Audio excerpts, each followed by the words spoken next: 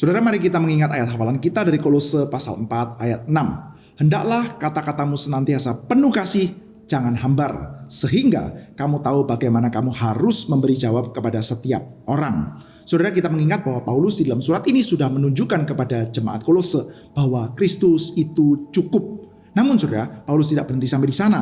Setelah mereka mengetahui bahwa Kristus itu cukup, mereka bukan sekedar tidak tergeser-geser, namun mereka juga bisa memberikan tantangan keluar. Bahwa yang di luar sana, di luar Kristus itu tidak cukup. Di luar sana, mereka mungkin memiliki banyak sekali ritual atau kegiatan-kegiatan yang kelihatan ekstravagansa, tetapi tidak ada kekuatannya. Oleh karena itu kita, sebagai umat yang telah mengenal Kristus, kita tahu bahwa iman kita itu cukup. Tetapi sudah tidak berhenti sampai di sana, kita juga menantang keluar. Bukan sekedar iman kita tidak geser, kita akan menggeser, kita akan menggoncang orang-orang di luar. Melalui apa sudah? Melalui kata-kata yang penuh dengan kesabaran, yang tidak hambar, sehingga melaluinya Kristus yang berkuasa itu sungguh-sungguh dinyatakan.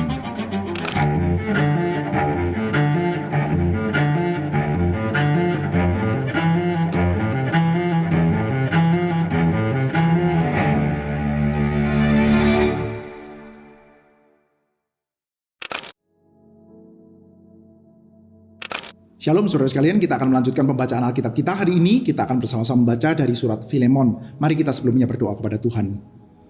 Bapa di dalam surga, kami berdoa, meminta pertolongan Tuhan, kiranya Engkau berkenan untuk bekerja di antara kami. Engkau yang telah bermurah hati memberikan kepada kami firman Tuhan yang tertulis, kiranya Engkau juga berkenan untuk bekerja di antara kami, memberikan firman itu bisa kami baca, kami mengerti, dan kami hidupi, boleh memenuhi pikiran kami, hati kami, dan keluar di dalam mulut kami.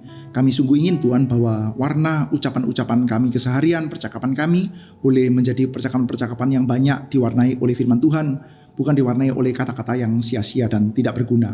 Kami berdoa memohonkan kepada Tuhan, kiranya Engkau penuhi kami dengan firman-Mu. Terima kasih, terpujilah Engkau Tuhan, dalam nama Tuhan kami Yesus Kristus, kami panjatkan segala syukur dan doa kami. Amin. Saudara, kita bersama-sama akan membaca dari surat Filemon. Saya bacakan bagi kita semua. Dari Paulus, seorang hukuman karena Kristus Yesus, dan dari Timotius saudara kita, kepada Filemon yang kekasih teman sekerja kami, dan kepada Apfia saudara perempuan kita, dan kepada Arkhipus teman seperjuangan kita, dan kepada jemaat di rumahmu. Kasih karunia dan damai sejahtera dari Allah Bapa kita dan dari Tuhan Yesus Kristus menyertai kamu. Aku mengucap syukur kepada Allahku setiap kali aku mengingat engkau dalam doaku, karena aku mendengar tentang kasih-Mu kepada semua orang kudus dan tentang iman-Mu kepada Tuhan Yesus. Dan aku berdoa akan persekutuan-Mu di dalam iman turut mengerjakan pengetahuan akan yang baik di antara kita untuk Kristus. Dari kasih-Mu sudah kuperoleh kegembiraan besar dan kekuatan, sebab hati orang-orang kudus telah Kau hiburkan, saudaraku.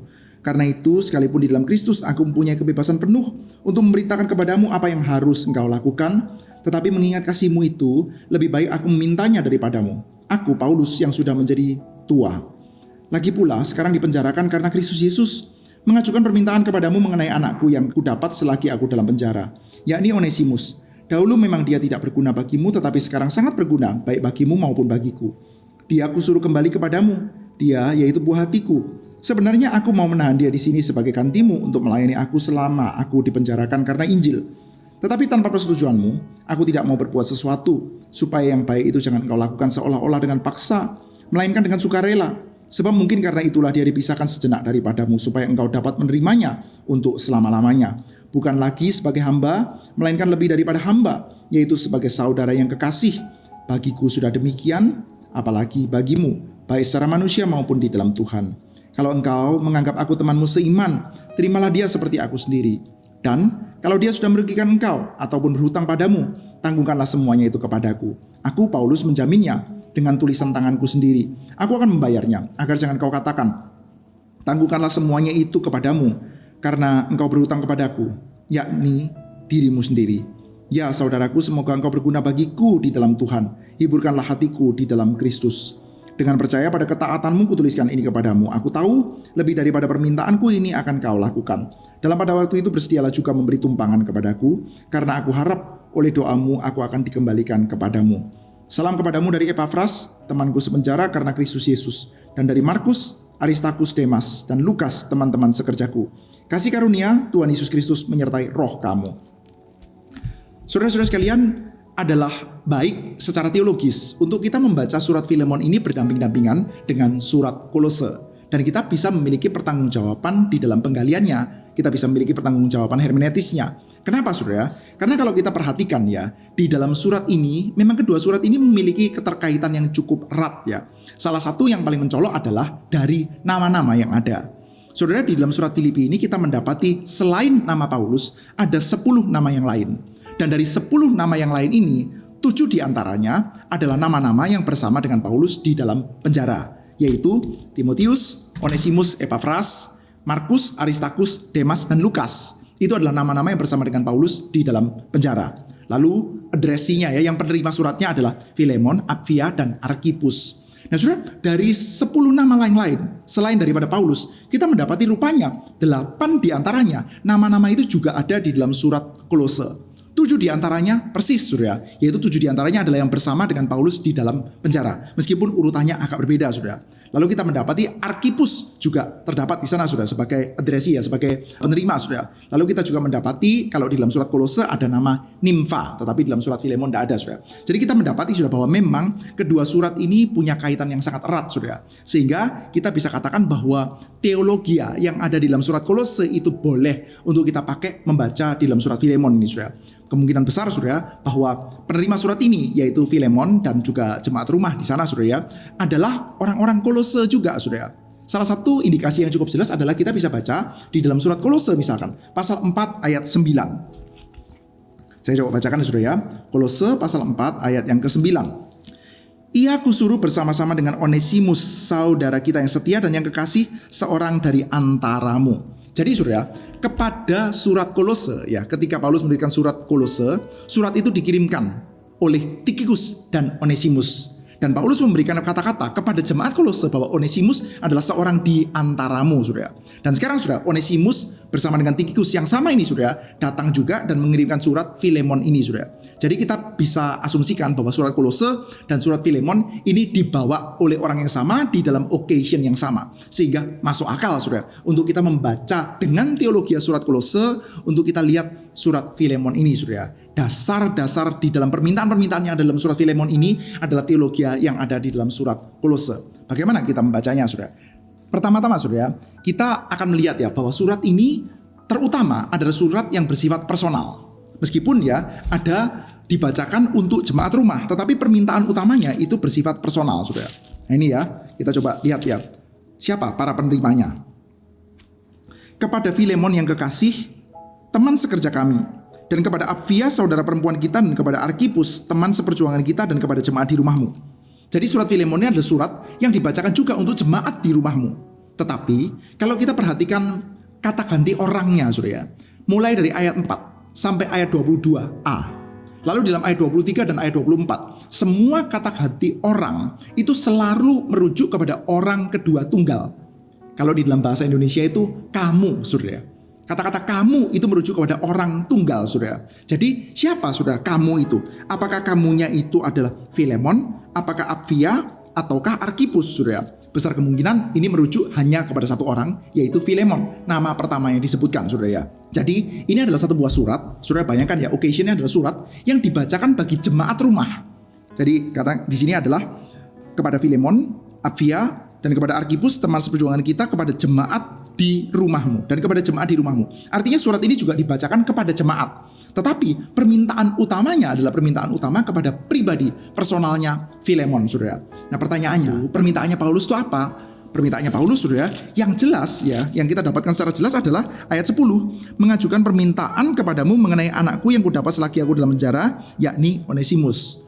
Jadi permintaan Paulus di dalam surat ini adalah concerning, tentang, mengenai Onesimus. Siapa itu Onesimus? Di sini Paulus pertama-tama mendeskripsikan Onesimus sebagai orang anakku yang aku dapatkan selagi dia di dalam penjara. Nah, ini artinya apa? Kemungkinan besar artinya adalah ketika Paulus bertemu dengan Onesimus di dalam penjara, entah bagaimana cara bertemunya saudara, tapi ketika mereka itu bertemu dalam penjara, happen to be Paulus memberitakan Injil, lalu Onesimus itu bertobat saudara. Maka dikatakan bahwa ini anakku yang aku dapatkan selagi di dalam penjara. Nah lalu saudara, permintaan tentang Onesimus itu adalah permintaan apa sebetulnya saudara? Nah di sini kita melihat ya, ada alternatif saudara. Ada cukup banyak alternatifnya sebetulnya. Tapi saya akan coba ajak kita untuk melihat beberapa saja saudara. 2 aja mungkin yang paling besar saudara. Yang pertama, alternatifnya dari penafsir ada yang mengatakan saudara bahwa Onesimus itu sebetulnya adalah saudaranya Filemon. Saudara. Tetapi mereka ini bertengkar, saudara. Karena bertengkar, maka Filemon itu memperlakukan Onesimus dengan tidak baik. Dan Onesimus merasa dia diperlakukan dengan tidak baik, saudara. Oleh karena itu, Paulus memakai kata-kata tentang perbudakan. Kamu bisa menerimanya kembali, tidak lagi sebagai budak, tapi sebagai saudara. Aslinya memang saudara, tapi karena Filemonnya marah, maka Filemonnya memperlakukan dengan keras. Mungkin itu laporan yang diterima oleh Paulus dari Onesimus, saudara. Tetapi alternatif tafsiran ini agak sedikit sulit untuk kita terima, saudara. Kenapa? Karena kalau kita perhatikan dalam ayat 5, ayat 6, ayat 9, kita melihat bahwa Paulus itu memuji-muji Filemon.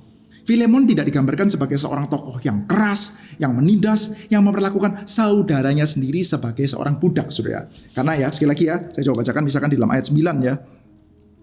Tetapi mengingat kasihmu itu. Jadi Filemon adalah orang yang dikenal karena kasihnya. Ayat 5. Karena aku mendengar tentang kasihmu kepada semua orang kudus. Ayat 6. Dan aku berdoa agar persekutuanmu dalam iman turut mengerjakan pengetahuan yang baik di antara kita untuk Kristus. Yang kita melihat ayat 5, ayat 6, ayat 9. Paulus itu memuji Filemon. Maka kelihatannya kurang mungkin ya kalau Filemon itu memperlakukan saudaranya sendiri sebagai budak, saudara. Nah, maka alternatif yang jauh lebih banyak diterima oleh banyak orang adalah Onesimus itu adalah seorang budak yang kabur, saudara. Kenapa kok budaknya kabur? Berbagai macam alasan. Salah satunya adalah Filemon keras. Tapi lagi-lagi, saudara, ini adalah satu buah pendapat yang tidak kuat ya. Kenapa? Ya sama alasannya. Karena di dalam ayat 5, ayat 6, ayat 9, Paulus tuh memuji Filemon sebagai seseorang yang baik, yang penuh dengan kasih. Maka kurang mungkin kan kalau Onesimus tuh kabur sebagai budak yang kabur karena dia ditindas oleh Filemon, saudara. Nah, maka saudara, alternatif yang lebih memungkinkan adalah Onesimus adalah seorang budak. Tadinya budaknya Filemon dan dia itu kabur. Kenapa, saudara? Karena mungkin dia merasa diperlakukan dengan keras. Merasa. Tapi bukan berarti betul-betul diperlakukan dengan keras, saudara. Merasa diperlakukan secara keras, saudara. Dan kelihatannya sih ya, yang lebih mungkin banyak bersalahnya adalah Onesimus. Kenapa kita bisa simpulkan demikian? Karena Paulus mengatakan, dulu dia memang tidak berguna, tapi sekarang dia berguna, baik bagiku maupun bagimu. Ya, jadi tadinya Onesimus adalah tokoh yang memang dikatakan sendiri oleh Paulus, dulu memang dia tidak berguna. Jadi memang ini adalah runaway slave, budak yang kabur. Kenapa kok budak ini kabur? Karena dia merasa dizolimi oleh tuannya, yaitu Filemon. Apakah dia dizolimi? Enggak, dia cuma rasa dizolimi, saudara. Nah, saudara, alternatif ini bukan gak ada kelemahannya, saudara. Kelemahannya adalah, kalau betul Onesimus itu bersalah, saudara. Sebagai seorang budak yang kabur, pada waktu itu budak kabur kan bersalah, saudara. Karena budak itu properti, saudara. Sebagai seorang properti yang kabur, itu artinya dia menghilangkan harta tuannya, yaitu dirinya sendiri. Itu yang pertama. Kedua, selagi dia kabur, dia jadi tidak bisa bekerja, saudara. Artinya, dia merugikan dalam dua aspek, saudara. Yang pertama, dia sendiri kabur sebagai seorang propertinya hilang. Kedua, pekerjaan yang dia harusnya kerjakan kalau dia tidak kabur, itu juga jadi ikut hilang juga, saudara. Lalu ketiga, nah ini nggak kelihatan, saudara. Kemungkinan dia juga mencuri. Nah, kita nggak tahu, saudara. Dia bisa kabur, butuh uang, saudara. Dari mana uangnya? Di dalam perjalanan untuk dia kabur, saudara. Kemungkinan dia juga mencuri, saudara. Kemungkinan ada 3 permasalahan, saudara. Nah, cuman, saudara, kalau betul Paulus tahu bahwa Onesimus ini bersalah, dengan dia kabur, dia tahu Onesimus itu bersalah. Kenapa, saudara? Kok Paulus itu mengatakannya dengan ucapan seandainya, gitu ya? Ayat 18 ya. Dan kalau dia sudah merugikan engkau ataupun berhutang padamu, tanggungkanlah semuanya itu kepadaku. Ya sudah pasti sudah merugikan dong. Kok kalau? Nah, ini jadi agak sulit, saudara ya. Kalau kita itu bandingkan dengan surat dari Pliny the Younger, saudara. Jadi di abad kedua Masehi, saudara ya, ada surat ya dari satu orang, ini Roman administrator, saudara, namanya Pliny the Younger, yang mengirimkan surat kepada Sabiniasus, saudara. Itu case-nya agak mirip, saudara, tentang seseorang yang akan diperdamaikan gitu, saudara. Dan di dalam suratnya Pliny the Younger ini, saudara, ada banyak sekali semacam kayak ucapan-ucapan penyesalan, saudara. Jadi kita nggak tahu, saudara, kalau betul ini adalah budak yang kabur, kenapa Paulus itu tidak mengungkapkan bahwa, hei Filemon, terimalah dia kembali. Onesimus ini sudah menyesal kok. Dia ini mengakui dosa-dosanya, saudara. Kenapa kok nggak ada, saudara? Nah, kita nggak tahu, saudara. Tapi kalau kita mau memegang teori bahwa Onesimus adalah budak yang kabur, kita perlu untuk memberikan alternatif jawaban terhadap kesulitan itu. Apa saja, saudara, alternatifnya? Yang pertama, kemungkinan Paulus tidak langsung menyatakan ucapan permintaan maaf atau penyesalan-penyesalan Onesimus, karena Paulus adalah mediator, saudara. Dia adalah mediator yang sudah mendengarkan dari pihaknya Onesimus, tapi dia belum langsung mendengarkan dari pihaknya Filemon. Oleh karena itu Paulus tidak bisa langsung serta-merta mengatakan bahwa Onesimus ini bersalah. Dia tidak bisa langsung memutuskan itu. Atau kedua, ada kemungkinan yang juga sebetulnya alternatifnya perlu kita pertimbangkan juga, yaitu Paulus itu tidak menyatakan banyak ucapan-ucapan permintaan maaf atau banyak ucapan-ucapan penyesalan dari Onesimus. Kenapa? Karena Onesimusnya kan balik langsung, Onesimusnya balik tidak dengan Paulus ya, balik bersama dengan Tikhikus kembali kepada Filemon. Maka untuk urusan ucapan permintaan maaf, saling menerima, lebih bagus dong kalau diucapkan langsung sendiri daripada melalui Paulus, ya. Nah, tapi sekali lagi, itu adalah berbagai macam alternatif, Tapi untuk sementara, ya, saya kira akan oke ya, kan kita mesti membuat keputusan hermeneutis, Jadi kita akan baca surat ini sebagai apa, Kita baca saja melalui pandangan yang cukup tradisional, yaitu bahwa Paulus di dalam surat ini sedang meminta kepada Filemon untuk menerima Onesimus yang adalah budaknya yang kabur supaya diterima kembali, Nah, permintaan ini, adalah satu buah permintaan yang sebetulnya banyak dikritisi oleh orang-orang yang tidak suka dengan kekristenan. Itu kan banyak melakukan kritik-kritik terhadap kekristenan, kemarin ya, di dalam pertemuan yang lalu, ketika kita membahas surat Kolose, kita ingat ya bahwa Paulus itu dituduh ya di dalam surat Kolose bahwa dia itu lebih pro kepada perbudakan. Masa ucapan-ucapan supaya budak taat kepada tuannya itu pakai 4 ayat, sementara ucapan supaya tuan mengasihi budak cuma 1 ayat. Nah, ini menunjukkan kalau Paulus nih ya pro kepada status quo, pro kepada perbudakan. Tetapi ketika membaca surat Filemon ya, di mana dalam surat ini Paulus meminta supaya seorang budak dibebaskan, dikritik juga, Dianggap bahwa Paulus ini tidak mengerti satu buah struktur sosial budaya pada waktu itu. Paulus ini nggak inget ya, pada tahun 73 sampai 71 Masehi ada satu buah pemberontakan para kaum budak yang dipimpin oleh seorang yang bernama Spartacus, Sudah mungkin tahu ya, ini perbudakan Spartacus nih, yang akhirnya itu menghasilkan kekacauan yang besar sekali. Jadi sebetulnya permintaan Paulus dalam surat Filemon ini menunjukkan ketidaksensitifan terhadap struktur sosial masyarakat pada waktu itu. Budak-budak dibebaskan, itu bisa chaos, karena budak pada waktu itu adalah properti. Sudah bisa bayangkan kalau properti tahu-tahu banyak yang hilang, itu artinya akan banyak orang yang menjadi bangkrut. Sudah begitu, budak-budak yang dibebaskan ini tadinya dia senantiasa bekerja untuk tuannya. Sekarang begitu bebas dia nggak punya pekerjaan, Nah, itu bisa terjadi kriminalitas yang tinggi sekali, Jadi kalau kita lihat ya, kritikan terhadap Paulus ini dua sisi, ya. Mau mengerjakan A atau mengerjakan B, dua-duanya dikritik. Mengatakan dalam surat Kolose bahwa Paulus itu terlalu pro terhadap perbudakan. Membaca surat Filemon, Paulus ini tidak mengerti struktur sosial masyarakat sehingga pengen menghapuskan perbudakan. Dua-duanya salah, Mau bagaimana, Nah, tapi ya, kemarin kita sudah melihat, bahwa Paulus tidak serta-merta mengatakan bahwa perbudakan harus dihapuskan. Termasuk dalam surat Filemon ini. Permintaan Paulus adalah untuk satu orang budak ini, yaitu Onesimus. Onesimus yang jelas-jelas memang adalah seorang change man, seorang yang sudah berubah. Paulus tidak mengatakan kepada Filemon, kamu punya berapa budak, bebaskan itu semua. Enggak, Tapi satu orang ini khusus, Jadi satu sisi, Paulus itu memiliki sense yang kuat terhadap struktur sosial masyarakat, tetapi, dia juga sensitif terhadap perbudakan. Dia sadar bahwa tuan-tuan mengasihi budak. Dan kalau ya tuan-tuan mengasihi budak dengan baik, maka budak-budak ketika bekerja, dia itu akan bekerja bukan sekedar untuk tuannya, tapi bekerja untuk Tuhan. Sehingga in esensial, perbudakan itu sendiri menjadi tidak ada, secara spiritnya, Kita melihat, bagaimana caranya Paulus meminta. Kalau kita lihat di dalam surat ini ya, Paulus ketika meminta, dia pertama-tama menjelaskan dirinya kepada Filemon sebagai seorang hukuman. Lalu setelah itu di ayat 9 ya, dia itu sudah tua. Mengingat kasihmu itu aku lebih baik memintanya daripadamu, aku Paulus yang sudah menjadi tua, lagi pula sekarang dipenjarakan karena Kristus. Jadi Paulus itu pertama-tama meminta dengan menunjukkan dirinya. Yang meminta itu siapa, Pertama, dia adalah orang yang sudah menjadi tua. Kedua, dia adalah orang tua yang kehilangan haknya untuk bebas. Seorang yang sudah tua kehilangan haknya untuk bebas. Lalu di dalam ayat 8, dia melepaskan haknya yang lain, yaitu haknya dia untuk memerintahkan kepada Onesimus. Dia mengatakan bahwa saya itu berhak loh, di dalam Kristus aku mempunyai kebebasan penuh untuk memerintahkan kepadamu. Jadi siapa itu Paulus? Pertama, dia orang yang sudah menjadi tua.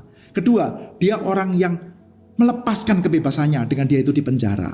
Ketiga, dia adalah orang yang melepaskan kebebasannya, yang bisa memerintahkan kepada Onesimus, tapi dia tidak memakai kebebasannya. Jadi ada hal yang oleh Paulus itu disebutkan sebagai hak yang baik-baik saja, oke-oke saja, tetapi dia pilih untuk tidak pakai itu. Dan sekarang dalam keadaan seperti ini, dia meminta kepada Filemon. Sekarang saya minta kepada kamu, yaitu concerning Onesimus. Onesimus itu siapa? Onesimus adalah seorang anakku yang aku dapatkan selagi aku di dalam penjara.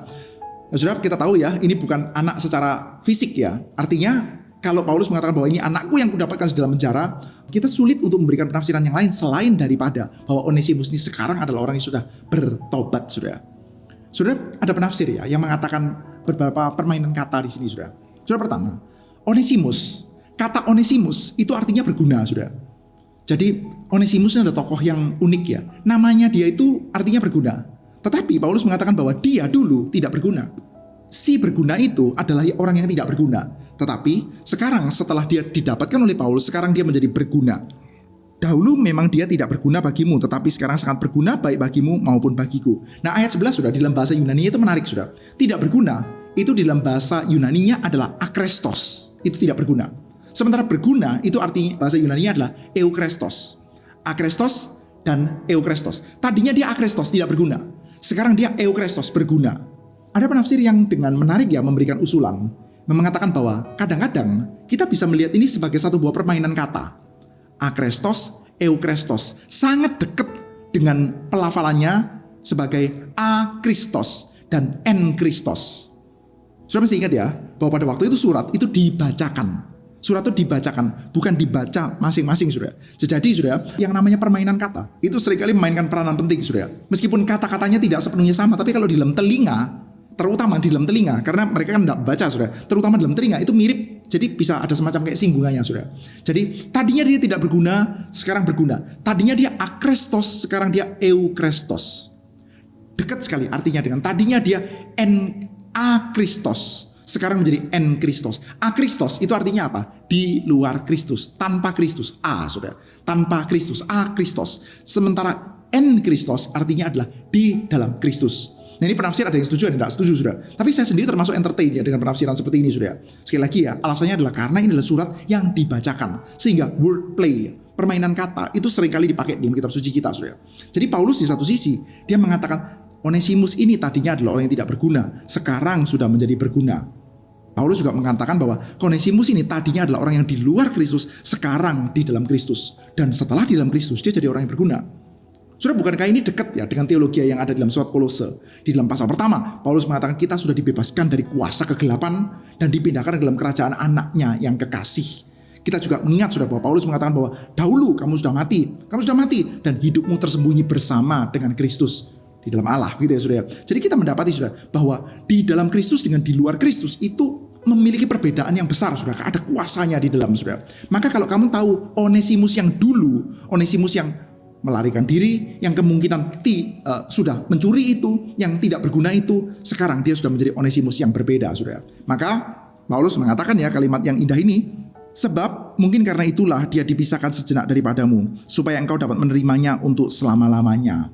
Paulus ingin Onesimus diterima kembali oleh Filemon sampai selama-lamanya, didapatkan sampai selama-lamanya. Bukan sekedar di dalam kehidupan ini saja, tetapi sampai selama-lamanya. Lalu saudara, selanjutnya kita mendapati Paulus mengatakan ini. Kalau engkau menganggap aku temanmu seiman, terimalah dia seperti aku sendiri. Kalau engkau menganggap aku temanmu seiman. Saudara, Filemon, ini harusnya menganggap Paulus itu teman seiman atau bukan, saudara? Harusnya enggak ya, saudara. Bukan teman loh, Paulus ini guru, saudara. Nah, Paulus mengatakan ya bahwa kamu itu berhutang kepada saya, yaitu dirimu sendiri. Paulus ini kalau sesuai dengan rekonstruksi ini, saudara, bahwa Filemon ini adalah jemaat dari kota Kolose yang diinjili oleh Epafras. Sementara Epafras itu adalah orang yang diinjili oleh Paulus, saudara. Kita bisa bayangkan, saudara, bahwa Paulus ini adalah bapak rohaninya Epafras. Sementara Epafras adalah yang menginjili Filemon dan jemaat Kolose ini, saudara. Maka Paulus sama Onesimus itu gapnya agak jauh, saudara. Tapi sudah kepada orang yang gapnya jauh ini, sudah Paulus sekarang mengatakan, sekarang aku datang kepadamu dan meminta kepadamu, kiranya engkau menganggap aku temanmu seiman. Jadi Paulus berkata, sudah, tetapi dia berkata dengan genuine ya Paulus ya, kalau engkau menganggap aku temanmu seiman, terimalah dia seperti aku sendiri. Dan kalau dia sudah merugikan engkau ataupun berhutang padamu, tanggungkanlah semuanya itu kepadaku. Aku Paulus menjaminnya dengan tulisan tanganku sendiri.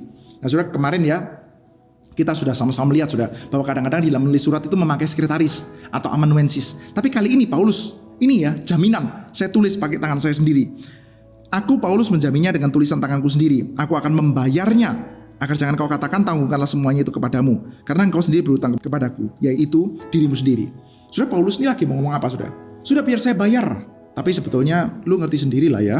Harusnya kayak gini ya, saya harusnya enggak usah bayar ya. Karena kamu juga orang yang berhutang, sudah. Sudah, pendapat seperti ini agak susah untuk diterima ya. Paulus itu sedang memainkan tekanan psikologi massa ya. Jadi kita bayangkan ini permintaan kepada Filemon, tapi dibacakan di hadapan gereja, di hadapan jemaat rumah, ada kongregasi yang lain. Lalu Paulus yang posisinya jauh lebih senior ngomong kepada Filemon, Filemon, kalau kamu mau menganggap aku sebagai temanmu sendiri seiman, maka terimalah permintaanku ini. Dan kalau kamu sudah dirugikan, saya bayar ya. Filemon apa nggak sungkan sudah? Filemon mungkin misalnya di hadapan teman-teman jemaat gereja yang lain ada peer pressure karena nggak usah gitu sudah. Sudah. Tapi kalau kita perhatikan sudah, Paulus itu dia itu kemungkinan besar punya kemampuan membayar memang sudah. Dia ada dalam penjara, gimana dia punya kemampuan bayar? Kemungkinan dia punya backup keuangan, cadangan keuangan. Nah kalau saudara misalkan mengingat sudah ya, kita coba baca sedikit ya. Ini dalam konteks pemenjaraan yang mungkin sama, yaitu pemenjaraan di Roma sudah. Dari surat Filipi pasal 4 ayat yang ke-18. Kini aku telah menerima semua yang perlu daripadamu. Malahan lebih daripada itu aku berkelimpahan. Karena aku telah menerima kirimanmu dari Epafroditus. Suatu persembahan yang harum, suatu korban yang disukai dan berkenan kepada Allah. Aku telah menerima semua daripadamu, aku berkelimpahan. Di dalam pasal 4 surat Filipi, Paulus mengatakan, aku tahu apa itu lapar, aku tahu apa itu kenyang, aku tahu apa itu kekurangan, aku tahu apa itu kelebihan, segala perkara dapat kutanggung dalam Dia. Tapi sekarang, momen ini, setelah aku menerima pemberianmu melalui Epafroditus, aku ini kelimpahan. Jadi saudara, Paulus ketika dia itu mengatakan kepada Filemon, kalau dia merugikan engkau, ini sekarang tanda tanganku sendiri. Saya jamin pakai tangan saya sendiri. Saya akan bayar. Paulus bukan lagi melakukan gertak sambal, saudara ya, supaya Filemonnya gentar terus setelah itu jadi nggak mau dibayar begitu, saudara. Bukan. Tapi Paulus memang sadar, saudara, bahwa ketika dia mengajukan permintaan, dia sendiri mau membayar untuk permintaannya dia itu. Bahkan permintaannya dia itu adalah permintaan sekedar ya, dalam tanda kutip ya, untuk seorang Onesimus yang posisinya bawah sekali, saudara. Dan kita melihat, saudara, ini adalah satu buah hal yang indah ya saudara. Paulus saudara, ada beberapa orang ya, beberapa penafsir yang mengatakan dalam bagian ini Paulus itu sebetulnya sedang memakai satu buah cara-cara yang dunia kita sering pakai, yaitu tekanan publik, peer pressure. Apa nggak sungkan tuh ya, kalau gembala sidang atau pendiri jemaat ya mengatakan kepada Filemon seperti ini di hadapan jemaat. Wah itu kan bisa sungkan saudara. Saudara kalau misalkan ya kita itu mau adakan proyek apa, bangun gereja atau apa itu saudara, atau proyek apapun saudara yang membutuhkan uang banyak, lalu dikatakan mari kita semua memberikan janji iman atau kita memberikan persembahan, lalu semuanya disuruh tulis di dalam kertas saudara, lalu disuruh tulis dalam kertas, ada jumlah yang kita mesti tuliskan, yang kita akan transfer, lalu ada namanya saudara. Saya ingin tanya saudara, kalau nama-nama itu dibacakan dengan tidak dibacakan, kira-kira orang akan cenderung nulis angka lebih banyak yang mana saudara? Saya kira saudara ya, kalau namanya itu ditulis dan namanya itu apalagi dibacakan di hadapan publik, di hadapan banyak orang, saudara, orang akan cenderung menulis lebih besar.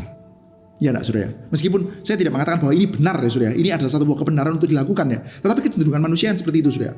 Kalau persembahan dari NN, biasanya menulisnya ala kadarnya, saudara.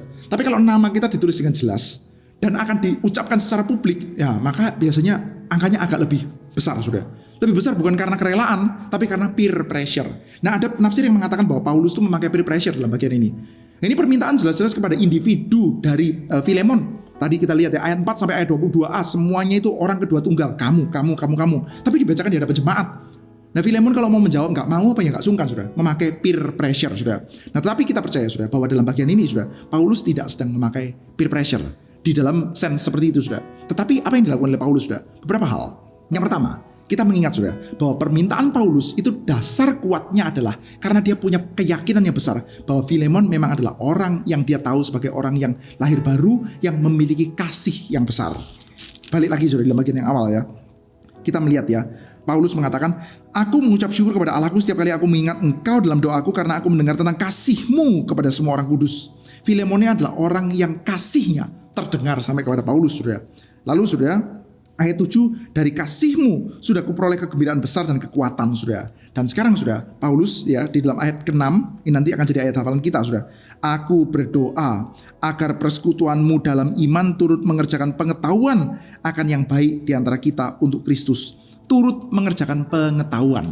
Turut mengerjakan pengetahuan. Kita memiliki pengetahuan akan iman dan turut mengerjakan pengetahuan. Pengetahuan itu akan kita bawa bukan sekedar dalam level pengetahuan, tetapi dikerjakan sudah secara action yang real, dan hal itu memungkinkan untuk seorang seperti Filemon karena memang Filemon adalah orang yang setelah lahir baru dikenal sebagai orang yang penuh dengan kasih sudah. Itu yang pertama. Kedua sudah, dia juga sangat percaya bahwa Onesimus ini adalah orang yang sudah berubah, bukan sembarang orang yang dikatakan oleh Paulus terimalah dia kembali. Enggak sudah. Paulus tidak lagi menasihatkan ampunilah musuh-musuhmu, setiap kali orang yang minta ampun kepada kamu 7 kali kamu harus ampuni 7 kali seperti dikatakan oleh Tuhan Yesus kepada Petrus sudah. Itu percakapan yang lain sudah. Tapi tidak sudah. Paulus tidak lagi berbicara tentang penerimaan kepada semua orang atau penghapusan perbudakan. Tapi dia ngomong secara spesifik tentang Onesimus yang tadinya tidak berguna menjadi berguna. Yang saya percaya tadinya di luar Kristus sekarang di dalam Kristus. Selanjutnya sudah, Paulus sudah juga percaya bukan sekedar kepada kebaikan Filemon atau perubahan Onesimus, tapi dia juga membicarakan ini di hadapan publik. Karena apa sudah? Karena kekuatan gereja. Kekuatan gereja. Kadang-kadang permintaan yang sulit seperti ini untuk ditanggul seorang Filemon sendiri tidak gampang sudah. Tetapi kekuatan dari gereja yang bersama-sama dengan Filemon melakukan penerimaan untuk Onesimus, saling menguatkan satu dengan yang lain, itu akan punya kekuatan yang besar sudah. Nah, kita tahu sudah bahwa sekali lagi ya, kalau balik lagi kepada surat Kolose sudah, di dalam surat Kolose kita mendapatkan ada household codes sudah. Gereja itu dipandang mirip seperti kayak satu buah household sudah. Ada satu buah hubungan struktur sosial yang cukup ketat sudah di dalam hubungan struktur sosial ini sudah. Jadi permintaan ini bukan hanya permintaan bagi Filemon, tapi permintaan bagi Filemon ini akan dikuatkan ya pelaksanaannya oleh gereja yang menanggung bersama-sama sudah. Paulus tidak sedang melakukan peer pressure, tetapi mengandalkan kekuatan gereja sudah. Kita kalau ingin sudah di dalam jemaat umat Tuhan sudah ada satu orang yang mungkin pernah bermasalah untuk diterima sudah. Nggak cukup untuk sekedar gembala sidangnya murah hati atau pengurusnya baik hati sudah, tetapi butuh kekuatan Kristus yang ada dan bekerja di dalam gereja sudah. Nah, sudah ada satu buah catatan yang menarik sudah ya. Catatan ini adalah catatan di tahun 110 sudah ya, abad yang kedua ya. Di dalam tahun 110 itu ada seorang yang bernama Ignatius of Antioch sudah. Dia menulis surat kepada jemaat Efesus sudah. Di dalam Efesus pasal 1 ayat 3 ini bukan surat Efesus kita sudah, tapi surat Efesus dari Ignatius dari Antioquia, so Ignatius of Antioch sudah. Di sana sudah dia menuliskan tentang Onesimus. Onesimus disebut sebagai seseorang yang kasihnya tidak bisa dikisahkan. A man of love beyond recounting. Seseorang yang kasihnya itu sampai gak bisa diceritakan, yaitu bishopmu.